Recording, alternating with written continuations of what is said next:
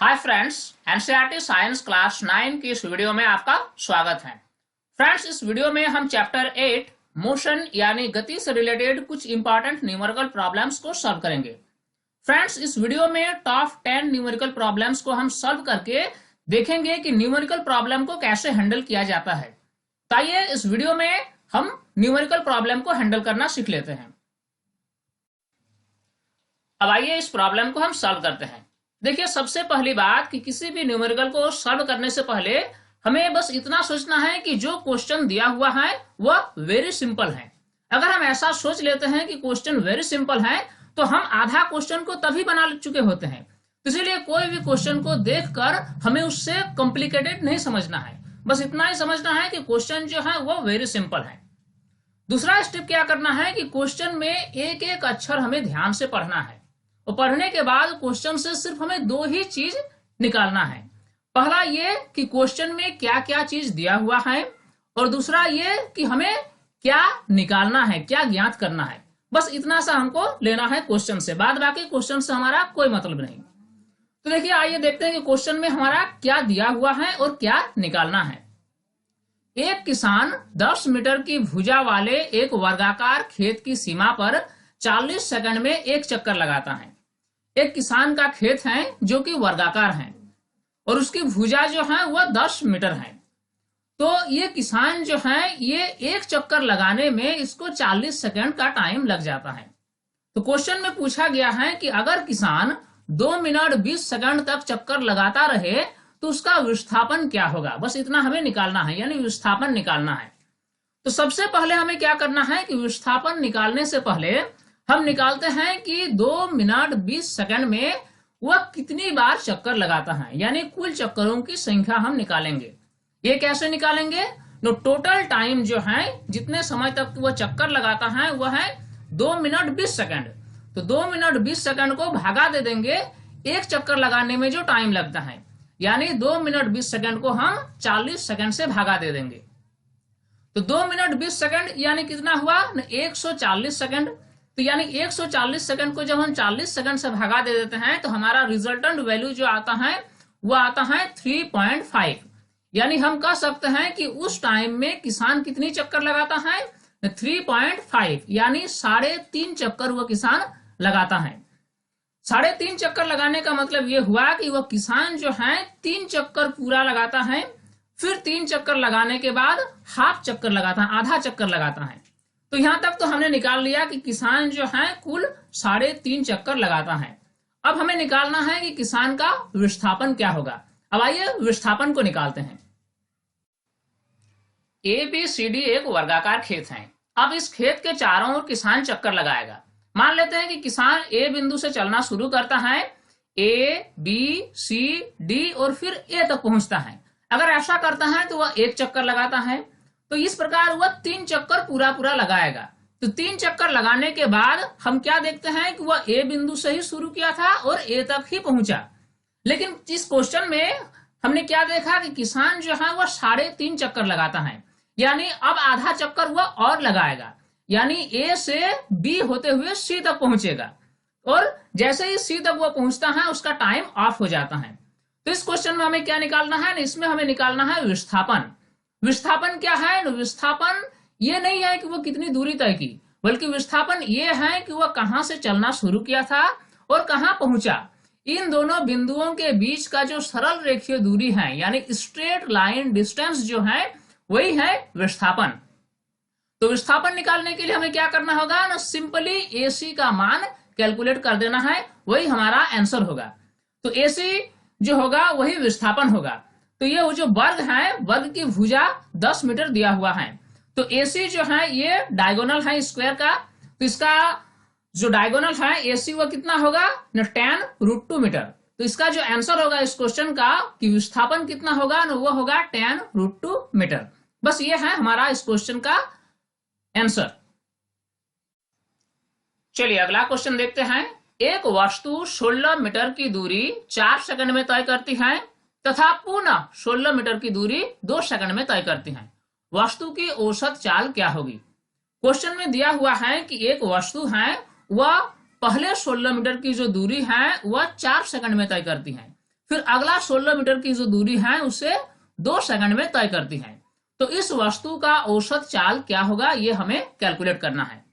तो औसत चाल कैलकुलेट करने के लिए हमें क्या करना होता है न, कुल दूरी के साथ कुल समय को भागा देना पड़ता है। ये जो है औसत चाल का फॉर्मूला है। तो कुल दूरी कितना होगा न, 16 मीटर प्लस 16 मीटर, फिर उसको भागा दे देना है कितना न, कुल समय से, यानी 4 सेकेंड प्लस 2 सेकेंड। इस प्रकार टोटल डिस्टेंस कितना हुआ न, 32 मीटर। 32 मीटर को हमें 6 सेकंड से भागा दे देना है, यानी हमारा रिजल्टेंट वैल्यू आ गया 5.33। और चूंकि चाल का जो एसआई मात्रक है वह है मीटर पर सेकंड, यानी हमारा आंसर हो गया 5.33 मीटर पर सेकंड। अब नेक्स्ट क्वेश्चन देखते हैं। ये क्वेश्चन काफी सिंपल है, इसकी लंबाई को देखकर हमें घबराने की जरूरत नहीं है। बस इस क्वेश्चन को सबसे पहले हमें पढ़ना है।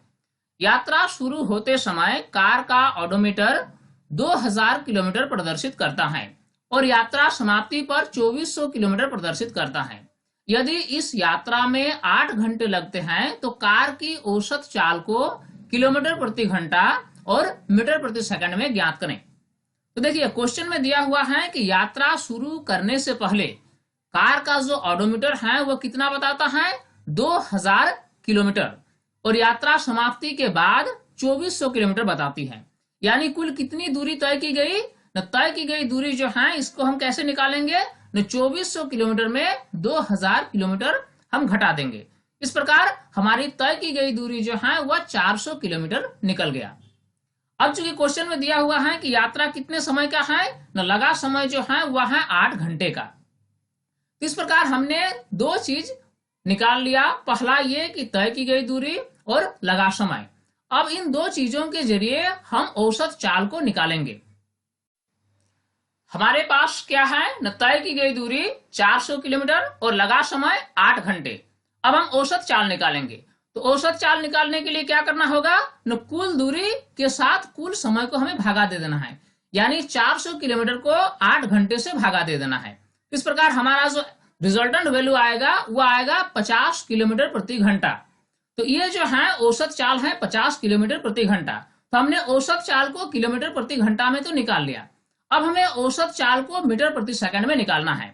तो चूंकि जो है कि 50 किलोमीटर प्रति घंटा, इसको हमें मीटर प्रति सेकंड में कैलकुलेट करना है। तो हमें क्या करना होगा न, जो किलोमीटर है उसको हमें मीटर में बदलना होगा और जो घंटा है उसको हमें सेकंड में बदलना होगा। तो किलोमीटर को अगर हम मीटर में बदल देंगे तो 1000 मीटर हो गया। अब जो घंटा है उसको अगर हम सेकंड में बदलेंगे तो 60 गुना 60 सेकंड हो गया। इस प्रकार इसको जब हम कैलकुलेट करते हैं तो हमारा वैल्यू आता है 13.9 मीटर प्रति सेकंड, यानी औसत चाल को अगर हम मीटर प्रति सेकंड में कैलकुलेट करेंगे तो हमारा आ जाएगा 13.9 मीटर प्रति सेकंड। इस प्रकार 2 आंसर, पहला आंसर ये है कि 50 किलोमीटर प्रति घंटा और दूसरा आंसर जो है वह है 13.9 मीटर प्रति सेकंड। दोनों ही एक ही मान को दर्शाती हैं, लेकिन दोनों का यूनिट अलग अलग है। चलिए अगला क्वेश्चन देखते हैं। उषा 90 मीटर लंबे तालाब में तैरती है। वह एक सिरे से दूसरे सिरे तक सरल रेखीय पथ पर जाती है तथा वापस आती है। इस दौरान वह कुल 180 मीटर की दूरी 1 मिनट में तय करती है। उषा की औसत चाल और औसत वेग को ज्ञात कीजिए। क्वेश्चन काफी सिंपल है। उषा जो है वो तालाब के इस पार से उस पार तक जाती है और फिर वापस लौट आती है। तो इस दौरान वह कितनी दूरी तय करती है, 90 मीटर और 90 मीटर, यानी कुल 180 मीटर की दूरी तय करती है। और इसमें उसको कितना टाइम लगता है ना, 1 मिनट, यानी 60 सेकंड का टाइम लगता है। तो इस क्वेश्चन में सिर्फ हमें क्या निकालना है ना, औसत चाल और औसत वेग निकालना है। क्वेश्चन काफी सिंपल है। सबसे पहले हम औसत चाल निकालेंगे। औसत चाल निकालने के लिए हमें क्या करना होगा न, कुल दूरी के साथ कुल समय को भागा दे देना होगा। तो कुल दूरी कितना है न, कुल दूरी है 180 मीटर, उसको भागा दे देना है कुल समय यानी 1 मिनट से। तो 1 मिनट को हम यहाँ पर लिखेंगे 60 सेकंड। अब देखिए यहाँ पर जो है मिनट को हम सेकंड में कन्वर्ट करके ही लिखे हैं। कारण क्या है कि जो दूरी है वह मीटर में दिया हुआ है और जो टाइम है वह मिनट में दिया हुआ है। लेकिन चूंकि दूरी का एसआई मात्रक मीटर है और टाइम का एसआई मात्रक सेकंड है, इसीलिए उसका सिमिलरिटी को बनाए रखने के लिए हम उसको सेकंड में कन्वर्ट करके ही लिखे हैं, इसीलिए ताकि ऊपर वाला भी एसआई मात्रक में हो और नीचे वाला भी एसआई मात्रक में हो। इसीलिए 180 मीटर को हम 60 सेकंड से भागा दे दिए। इस प्रकार हमारा रिजल्टेंट वैल्यू आ गया 3 मीटर पर सेकंड, यानी उषा की औसत चाल निकल गई कितना, 3 मीटर पर सेकंड। अब हमें उसकी औसत वेग को निकालना है। औसत वेग बराबर क्या फॉर्मूला होता है, विस्थापन बटा समय। तो सबसे पहले हमें देखना है कि उषा की विस्थापन कितनी हुई। चूंकि उषा जो है तालाब के इस छोर से उस छोर गई, फिर वहां से वापस पुनः अपने स्थान पर लौट आई, तो वो जहां से यात्रा शुरू की थी वहीं पर पहुंच गई। तो विस्थापन कितना हुआ, विस्थापन 0 हुआ, क्योंकि विस्थापन उसका हुआ नहीं, वो जहां से शुरू की थी चलना वहीं पहुंच गई। तो विस्थापन कितना हुआ, 0। तो 0 के साथ हम समय को भागा दे देंगे। तो जब 0 के साथ किसी भी नंबर को डिवाइड किया जाता है तो वैल्यू कितना आता है, 0, यानी उषा की औसत वेग 0 हो गई। इस प्रकार औसत चाल जो है वह है 3 मीटर पर सेकंड और औसत वेग 0। अब आइए अगले क्वेश्चन में। राहुल अपनी साइकिल को विरामावस्था से चलाना शुरू करता है और 30 सेकंड में 6 मीटर प्रति सेकंड का वेग प्राप्त करता है। वह इस प्रकार से ब्रेक लगाता है कि साइकिल का वेग अगले 5 सेकंड में कम होकर 4 मीटर प्रति सेकंड हो जाता है। दोनों स्थितियों में साइकिल के त्वरण का परिकलन करें। क्वेश्चन काफी सिंपल है। सबसे पहले इस क्वेश्चन को हमें समझना है। राहुल क्या करता है ना, साइकिल को चलाना शुरू करता है। पहले राहुल रेस्ट में रहता है, विराम अवस्था में रहता है। अब वह 30 सेकंड तक जब साइकिल को चलाता है तो वह अपनी साइकिल की स्पीड कितना कर लेता है, 6 मीटर प्रति सेकंड। इस प्रकार जब वह अपनी साइकिल को की स्पीड जो है वह 6 मीटर प्रति सेकंड कर लेता है, उसके बाद उसकी स्पीड को घटाने के लिए वह ब्रेक लगाता है और अगले 5 सेकंड में उसकी स्पीड घटकर कितनी हो जाती है, 4 मीटर प्रति सेकंड हो जाती है। तो यहाँ पर दो स्थिति है। पहली स्थिति क्या है कि वह अपनी साइकिल की स्पीड को बढ़ाता है, फिर जब साइकिल की स्पीड बढ़ जाता है उसके बाद वह अपनी साइकिल की स्पीड को ब्रेक लगाकर घटाता है। तो दोनों स्थितियों में हमें साइकिल के त्वरण का मान निकालना है। तो आइए सबसे पहले हम पहली स्थिति में त्वरण का मान निकालते हैं। पहली स्थिति में क्या है न, u जो है यानी प्रारंभिक वेग कितना दिया हुआ है, 0 दिया हुआ है, क्योंकि क्वेश्चन में लिखा हुआ है कि प्रारंभिक अवस्था में वह क्या करता है, विराम अवस्था में रहता है, यानी u जो होगा वह हमारा 0 होगा। अब v क्या होगा, यानी अंतिम वेग। पहली स्थिति के लिए अंतिम वेग क्या होगा, वह होगा 6 मीटर प्रति सेकंड। तो इस प्रकार u और v हमने निकाल लिया। और टाइम कितना दिया हुआ है ना, टाइम दिया हुआ है 30 सेकंड, यानी पहली स्थिति के लिए 30 सेकंड टाइम दिया हुआ है, यानी 30 सेकंड में वह अपनी साइकिल की स्पीड को 0 से लेके 6 मीटर प्रति सेकंड तक कर लेता है। तो ये डेटा क्वेश्चन में दिया हुआ है पहली स्थिति के लिए। अब पहली स्थिति के लिए हमें उसकी त्वरण को कैलकुलेट करना है। तो त्वरण को a से इंडिकेट किया जाता है और a is equal to formula होता है v minus u divided by t. तब यहाँ पर हम v और u का मान पुट कर देंगे और t का भी मान पुट कर देंगे। तो हमारा कितना आएगा ना, 6 माइनस 0 और उसको हम 30 से भागा कर देंगे। इस प्रकार हमारा जो रिजल्टेंट वैल्यू आएगा वह होगा 0.2 मीटर प्रति सेकंड स्क्वायर, क्योंकि त्वरण का जो एसआई मात्रक है वह है मीटर प्रति सेकंड स्क्वायर। इसीलिए इससे हमें मीटर प्रति सेकंड स्क्वायर ही लिखना है, मीटर प्रति सेकंड नहीं लिखना है। इस प्रकार पहली स्थिति के लिए जो त्वरण निकला हमारा वह है 0.2 मीटर प्रति सेकंड स्क्वायर। अब हम दूसरी स्थिति के लिए त्वरण का परिकलन करेंगे। चलिए अब हम दूसरी स्थिति को देखते हैं। दूसरी स्थिति में क्या होता है ना, वह अपनी वेग को कम करता है। पहले उसकी वेग 6 मीटर प्रति सेकंड रहती है, फिर उसको घटा के वह 4 मीटर प्रति सेकंड करता है। तो दूसरी स्थिति के लिए जो प्रारंभिक वेग यानी u जो होगा वो कितना होगा, 6 मीटर प्रति सेकंड, और अंतिम वेग जो होगा वो होगा 4 मीटर प्रति सेकंड।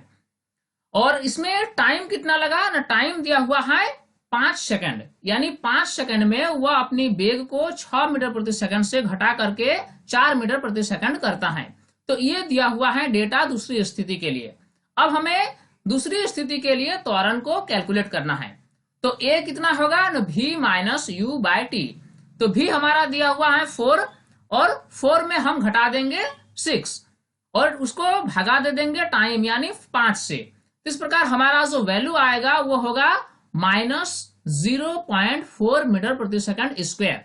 यहाँ पर एक बात ध्यान देने की है कि यहाँ पर जो हमारा वैल्यू आया वह नेगेटिव में आया, पॉजिटिव में नहीं आया, क्योंकि त्वरण जो है, त्वरण नेगेटिव कब होता है, जब वेग घटती जाती है। क्योंकि इस स्थिति में ब्रेक लगाया जाता है और ब्रेक लगाने के कारण उसकी वेग जो है समय के साथ घटती जा रही है। इसीलिए ऐसी स्थिति में त्वरण जो होता है वह ऋणात्मक होता है, नेगेटिव होता है। और ऋणात्मक त्वरण को हम जानते हैं कि उससे हम मंदन कहते हैं। इस प्रकार दूसरी स्थिति के लिए जो हमारा त्वरण आएगा वो कितना आएगा, -0.4 मीटर प्रति सेकंड स्क्वायर। चलिए अगला क्वेश्चन सॉल्व करते हैं। एक बस की गति 5 सेकंड में 80 किलोमीटर प्रति घंटा से घटकर 60 किलोमीटर प्रति घंटा हो जाती है। बस का त्वरण हमें कैलकुलेट करना है। तो सबसे पहले हमें देखना है कि क्वेश्चन में क्या दिया हुआ है। हमारा इनिशियल वेलोसिटी दिया हुआ है, यानी प्रारंभिक वेग वह है 80 किलोमीटर प्रति घंटा, और जो अंतिम वेग है यानी फाइनल वेलोसिटी v वो दिया हुआ है 60 किलोमीटर प्रति घंटा। और इसमें टाइम कितना लगा ना, t दिया हुआ है 5 सेकंड। तो ये डेटा क्वेश्चन में दिया हुआ है। अब हमें इस क्वेश्चन में क्या निकालना है ना, त्वरण, एक्सीलरेशन निकालना है।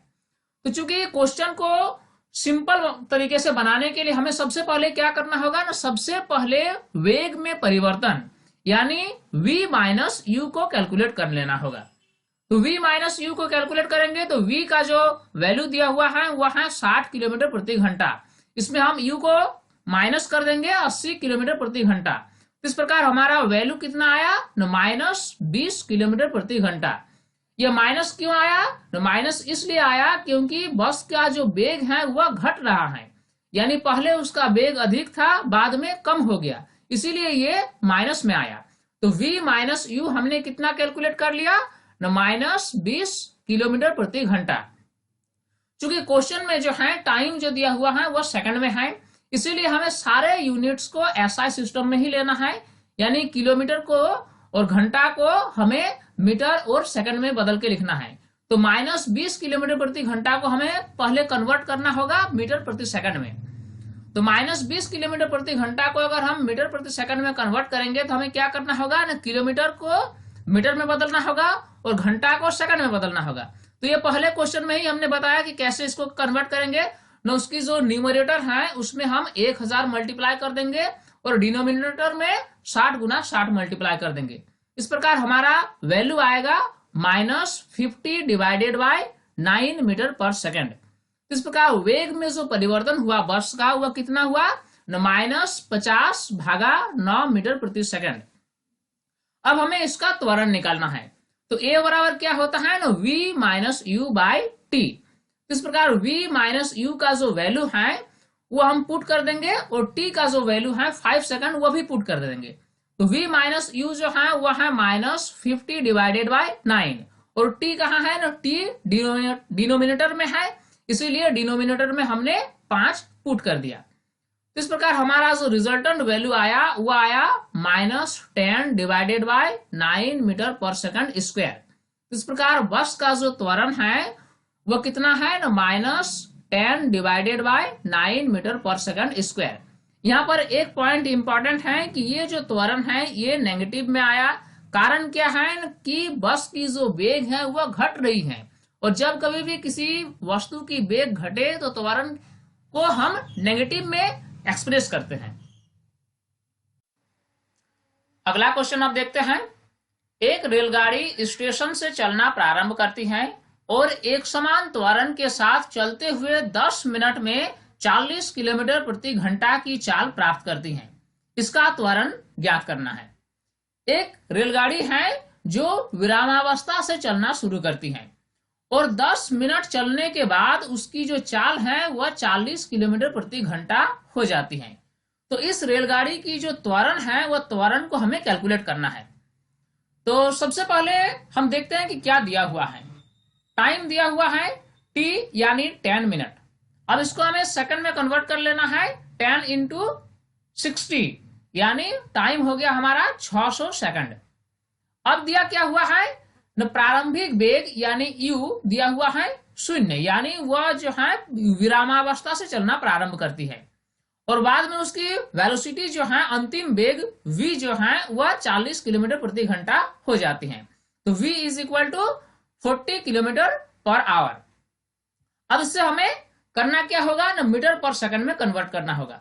तो जब किलोमीटर प्रति घंटा को हम मीटर प्रति सेकंड में कन्वर्ट करते हैं तो क्या करते हैं कि न्यूमरेटर में 1000 गुना कर देते हैं और डिनोमिनेटर में 60 गुना 60 गुना कर देते हैं। इस प्रकार जो v का जो वैल्यू आया वह हमारा आया 100 divided by 9 metre per second. इस प्रकार इस क्वेश्चन से हमें क्या क्या चीज मालूम हुआ न, t 600 सेकंड, u 0 और v जो है वह है 100 divided by 9 metre per second. चलिए अब इन डेटाओं के जरिए हमें त्वरण कैलकुलेट करना है। एक्सीलरेशन क्या होगा वो एक्सीलरेशन कैलकुलेट करना है। तो एक्सीलरेशन कैलकुलेट करने से पहले हमें वेग में परिवर्तन को कैलकुलेट कर लेना होगा, यानी v माइनस यू। तो v जो है v का मान हम पुट कर देंगे और u का मान भी पुट कर देंगे। इस प्रकार v माइनस यू का जो वैल्यू आएगा वह 100 divided by 9 metre per second, ये मेरा आ गया। अब हम इसका एक्सीलरेशन निकालेंगे। तो a इज इक्वल टू होता है v minus u divided bye t. तो v माइनस यू का जो वैल्यू है उसको हम पुट कर देंगे, और t चूंकि डिनोमिनेटर में है तो t के जगह पर 600 हम पुट कर देंगे नीचे। तो इस प्रकार a का जो वैल्यू आएगा वह हमारा आएगा 1 divided by 54 metre per second square. तो इस प्रकार हमारा त्वरण का मान निकल गया 1 divided by 54 metre per second square. Next question, एक रेलगाड़ी विरामावस्था से चलना प्रारंभ करती है और 5 मिनट में 72 किलोमीटर प्रति घंटा का वेग प्राप्त कर लेती है। मान लें कि त्वरण एक समान है। परिकलन कीजिए। 1 नंबर में हमें कैलकुलेट करना है त्वरण और 2 नंबर में कैलकुलेट करना है इस वेग को प्राप्त करने के लिए रेलगाड़ी द्वारा तय की गई दूरी, यानी हमें एक्सीलरेशन कैलकुलेट करना है और डिस्टेंस ट्रेवल्ड यानी तय की गई दूरी कैलकुलेट करना है। तो सबसे पहले हम देखते हैं कि इस क्वेश्चन में क्या दिया हुआ है। क्वेश्चन में दिया हुआ है टाइम यानी 5 मिनट। इसको हम सेकंड में कन्वर्ट कर लेते हैं। तो सेकंड में कन्वर्ट करेंगे तो आएगा 300 सेकंड। इसी प्रकार जो इनिशियल वेलोसिटी है यानी u प्रारंभिक वेग वो हमारा दिया हुआ है 0, क्योंकि लिखा हुआ है कि विरामावस्था से चलना प्रारंभ करती है। और अंतिम वेग यानी v जो है वह 72 किलोमीटर प्रति घंटा दिया हुआ है।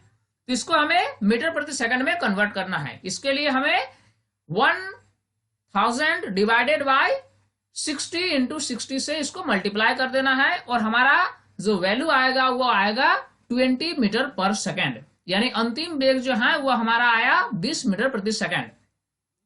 तो इन सभी डेटाओं के जरिए अब हम कैलकुलेट करेंगे त्वरण और डिस्टेंस ट्रेवल्ड। चलिए दिया हुआ है t is equal to 300 second, u is equal to 0 और v is equal to 20 metre per second. तो अब हमें कैलकुलेट करना है a is equal to what, यानी एक्सीलरेशन हमें कैलकुलेट करना है और तय की गई दूरी हमें कैलकुलेट करना है। तो सबसे पहले हम एक्सीलरेशन को कैलकुलेट करते हैं। a is equal to v minus u divided by t। अब यहाँ पर हम v और u का मान पुट कर देंगे और t का भी मान पुट कर देंगे और a को कैलकुलेट करेंगे। इस प्रकार a को जब हम कैलकुलेट करेंगे तो हमारा रिजल्टेंट वैल्यू आएगा 1 divided by 15 metre per second square. इसके बाद अब हम तय की गई दूरी को कैलकुलेट करेंगे। तो s is equal to formula होता है ut plus half at square. अब यहाँ पर u जो है वो है प्रारंभिक वेग, t है टाइम और a जो है वो एक्सीलरेशन है और t टाइम है। तो यहाँ पर सबका वैल्यू हम पुट कर देंगे और s का मान कैलकुलेट कर लेंगे। तो u का जो वैल्यू दिया हुआ है वो 0 है, t का जो वैल्यू है वो है 300, a का है 1 डिवाइडेड बाय 15 और t का जो है वो है 300। इस प्रकार इसको जब हम सॉल्व करेंगे तो तय की गई दूरी हमारा निकल जाएगा 3000 मीटर, यानी हम कह सकते हैं कि तय की गई दूरी जो है वह 3 किलोमीटर है, 3 किलोमीटर। इस प्रकार हमारा आंसर ये आ गया। अगला क्वेश्चन, कोई कार एक समान रूप से त्वरित होकर 5 सेकंड में 18 किलोमीटर प्रति घंटा से 36 किलोमीटर प्रति घंटा की गति प्राप्त करती है। तो हमें ज्ञात क्या करना है? त्वरण और उतने समय में कार के द्वारा तय की गई दूरी। तो सबसे पहले हम देखते हैं कि क्वेश्चन में दिया क्या हुआ है। क्वेश्चन में दिया हुआ है t is equal to 5 second. इसके बाद दिया हुआ है u यानी प्रारंभिक वेग 18 किलोमीटर प्रति घंटा। तो इससे हमें सबसे पहले मीटर पर सेकंड में बदल लेना होगा। तो इसको मीटर पर सेकंड में बदलने के लिए क्या करना होगा? न्यूमरेटर में 1000 और डिनोमिनेटर में 60 गुना 60 गुना कर देना होगा। इस प्रकार हमारा आ जाएगा u is equal to 5 metre per second. ठीक इसी प्रकार दिया हुआ है क्वेश्चन में v यानी अंतिम वेग 36 किलोमीटर प्रति घंटा। इसको भी हम मीटर पर सेकंड में कैलकुलेट कर लेंगे और जब हम कैलकुलेट करेंगे तो इसका वैल्यू आ जाएगा 10 मीटर पर सेकंड। अब इन सभी डेटाओं के जरिए हम त्वरण और तय की गई दूरी को कैलकुलेट करेंगे। क्या क्या डेटा मेरे पास है? t is equal to 5 second, u is equal to 5 metre per second और v is equal to 10 metre per second. अब हमें कैलकुलेट करना है एक्सीलरेशन और डिस्टेंस ट्रेवल्ड यानी तय की गई दूरी। तो a जो है a is equal to v minus u divided by t. इसमें सबका मान हम पुट कर देंगे और हमारा रिजल्टेंट वैल्यू आ जाएगा 1 मीटर पर सेकेंड स्क्वायर, यानी त्वरण जो होगा वो होगा 1 मीटर प्रति सेकेंड स्क्वायर। इसके बाद हम कैलकुलेट करेंगे डिस्टेंस ट्रेवल्ड यानी तय की गई दूरी। इसके लिए फॉर्मूला होता है ut plus half at square. इसमें सभी का वैल्यू अपने अपने जगह पर पुट कर देंगे और इक्वेशन को सॉल्व करेंगे और सॉल्व करने के बाद जो हमारा रिजल्टेंट वैल्यू आएगा वो आएगा 37.5 मीटर। इस प्रकार तय की गई दूरी जो है वो 37.5 मीटर आएगा। अगला क्वेश्चन देखते हैं, किसी कार पर ब्रेक लगाने पर वह गति के विपरीत दिशा में 6 मीटर प्रति सेकंड स्क्वायर का त्वरण उत्पन्न करती है। यदि कार ब्रेक लगाए जाने के बाद रुकने में 2 सेकंड का समय लेती है तो उतने समय में तय की गई दूरी की गणना करें। देखिए सबसे पहले हमें क्वेश्चन को समझना होगा। एक कार है जो चल रही है। अब जब इसमें ब्रेक लगाया जाता है तो एक प्रकार की त्वरण उत्पन्न हो जाती है जो कि विपरीत दिशा में होती है, यानी वह त्वरण जो है वो वेग को कम करती है और जिसका मान दिया हुआ है 6 मीटर प्रति सेकंड स्क्वायर। तो कार को रुकने में 2 सेकंड का वक्त लगता है। तो इस स्थिति में हमें कैलकुलेट करना है कि कार को रुकने में कितनी दूरी तय करनी पड़ी। तो सबसे पहले हम देखते हैं कि क्या दिया हुआ है। क्वेश्चन में एक्सीलरेशन दिया हुआ है यानी त्वरण दिया हुआ है और वह है 6 मीटर प्रति सेकंड स्क्वायर। लेकिन यहाँ पर एक पॉइंट इंपॉर्टेंट है कि यहाँ पर जो हम त्वरण लेंगे उससे हम नेगेटिव में लेंगे। कारण क्या है कि जो त्वरण है उसकी डायरेक्शन किधर है? गति के विपरीत दिशा में, यानी त्वरण जो है वो वेग को बढ़ा नहीं रही है बल्कि वेग को घटा रही है। इसीलिए यहाँ पर a जो लेंगे वो हम नेगेटिव में लेंगे, यानी a is equal to -6 metre per second square. दूसरा चीज क्या दिया हुआ है ना, टाइम दिया हुआ है वह है 2 सेकंड, यानी कार को रुकने में 2 सेकंड का वक्त लगता है। इसके बाद दिया हुआ है v यानी अंतिम वेग। अंतिम वेग क्या है? 0, यानी क्वेश्चन में लिखा हुआ है कि कार को रुकने में 2 सेकंड का वक्त लगता है, यानी कार 2 सेकंड के बाद रुक जाती है, विराम अवस्था में आ जाती है, यानी अंतिम वेग कार का क्या है? 0 है। तो इन सभी डेटाओं के जरिए अब हम कैलकुलेट करेंगे कि तय की गई दूरी क्या है। तो सबसे पहले हमें कैलकुलेट क्या करना होगा ना, अंतिम वेग जो होती है v is equal to u plus a t, ये फॉर्मूला को हमें पुट करना है और हमें u कैलकुलेट करना है, यानी प्रारंभिक अवस्था में कार कितनी स्पीड से चल रही थी। तो इसी इक्वेशन को अगर हम उलट करके लिखेंगे तो ऐसा लिख सकते हैं कि u is equal to v minus a t. अब यहाँ पर सबका वैल्यू हम पुट कर देंगे, v का, a का और t का, और जब पुट कर देंगे तो हमारा प्रारंभिक वेग का जो वैल्यू आएगा वो आएगा 12 मीटर प्रति सेकंड। यानी हमने क्या पाया कि कार जो है ब्रेक लगाने से पहले 12 मीटर प्रति सेकंड की रफ्तार से आगे बढ़ रही थी। अब इन सभी डेटाओं के जरिए हम तय की गई दूरी को कैलकुलेट करेंगे। तो चलिए हमारे पास क्या दिया हुआ है न, a is equal to -6 metre per second square, t is equal to 2 second, v is equal to 0 और u is equal to 12 metre per second. अब हमें s कैलकुलेट करना है, यानी तय की गई दूरी। तो काइनेमेटिक्स का एक फॉर्मूला होता है v square is equal to u square plus 2as।